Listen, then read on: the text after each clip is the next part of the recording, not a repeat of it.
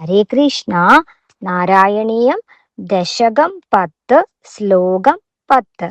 ജാനന്നുപായമതദേഹമജോ വിഭജ്യ സ്ത്രീ പുംസഭാവമഭജന്മനുദദ്ദദൂഭ്യാം താഭ്യാം ച മാനുഷകുലാനി വിവർദ്ധയംസ്ത്വം ഗോവിന്ദമാരുതപുരേശ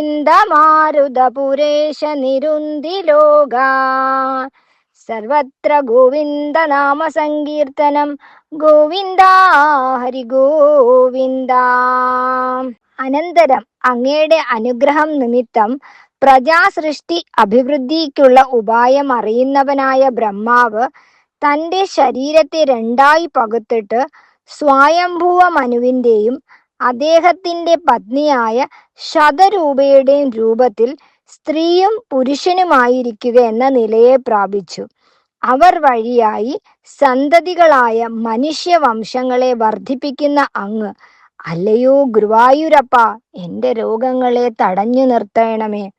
മാനസ സൃഷ്ടി കൊണ്ട് പ്രജാസൃഷ്ടി അഭിവൃദ്ധിപ്പെടുകയില്ലെന്ന കണ്ട ബ്രഹ്മാവ് ഭഗവാനെ ശരണം പ്രാപിച്ചപ്പോൾ ലഭിച്ച ജ്ഞാനം കൊണ്ട് തൻ്റെ ദേഹത്തെ രണ്ടായി വിഭജിച്ച് സ്വയംഭൂവ മനുവായും പത്നിയായ ശതരൂപയായും ജന്മമെടുത്തു.